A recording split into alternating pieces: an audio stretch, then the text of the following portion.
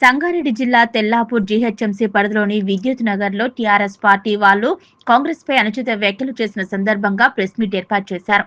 దీనికి కౌంటర్ గా ఎల్ రవీందర్ మాట్లాడుతూ టీఆర్ఎస్ చేసిన వ్యాఖ్యలు బూటకమని ఎద్దేవా చేశారు.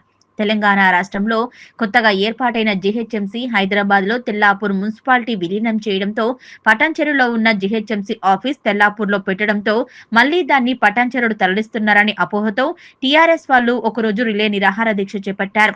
ఆ యొక్క దీక్షలో జీహెచ్ఎంసీకి సంబంధించిన విషయాలు మాట్లాడకుండా ఇష్టం వచ్చినట్టు కాంగ్రెస్ పార్టీ పైన వ్యాఖ్యలు చేయడం సరికావని దానికి కౌంటర్ గా తాము ప్రెస్ మీట్ ఏర్పాటు చేయడం జరిగిందన్నారు.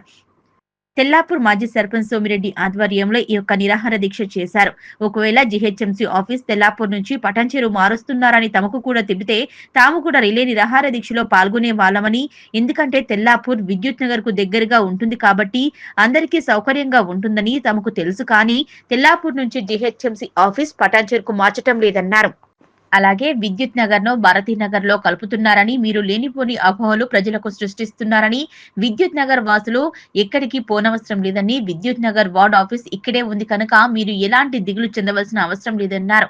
ఈ సభాముఖంగా తెలియజేస్తున్నారని హామీ ఇచ్చారు. మీ అందరికీ కాంగ్రెస్ పార్టీ తరపున ఎలాంటి ఇబ్బందులు కలగకుండా చూసుకుంటామని Tellapur Congress party working president గా మీకు హామీ ఇస్తున్నానన్నారు. నేను L Ravinder, working president, Congress party Tellapur municipality. ఈరోజు బీఆర్ఎస్ పార్టీ వాళ్ళు మన ఎంఐజీ ట్యాంక్ సెంటర్లో రిలే నిరాహార దీక్ష చేపట్టడం జరిగింది.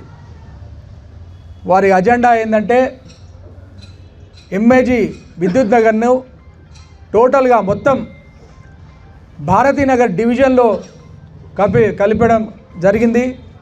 ఇది తెల్లాపూర్లోనే ఉంచాలి అనే డిమాండ్తో వాళ్ళు ఈ రిలే నిరాహార దీక్ష చేపట్టడం జరిగింది.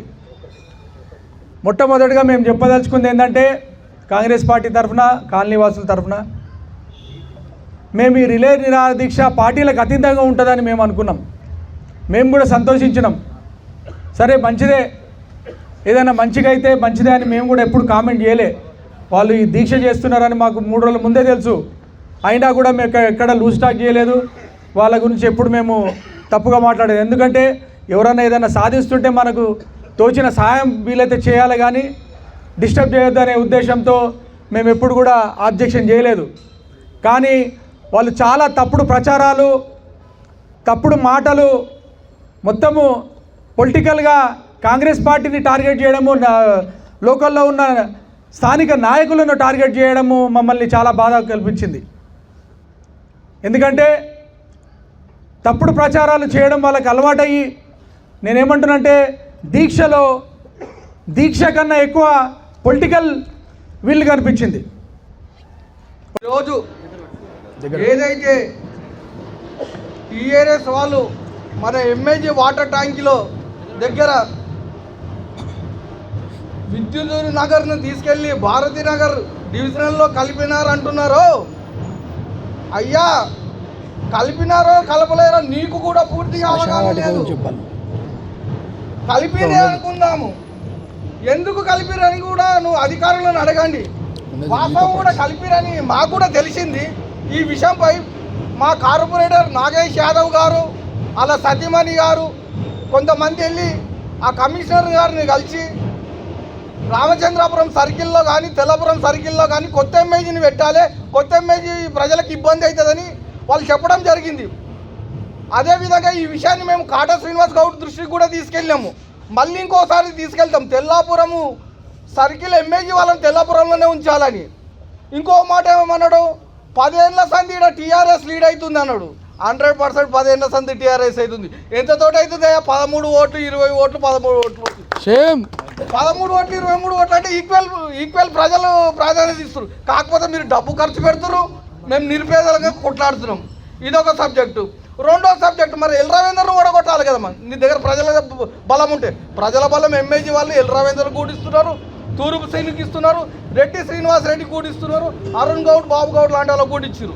కొంత వాళ్ళు ఒక 40-50 ఓట్లతో ఓడిపోయినాము. ప్రజల బలం ఎంఏలు అందరికీ ఉంది. కాకపోతే మా బలంతో నువ్వు సర్పంచ్గా గెలిచినావు, మా బలంతో నేను సర్పంచ్గా మేము పెంచుకున్నాం.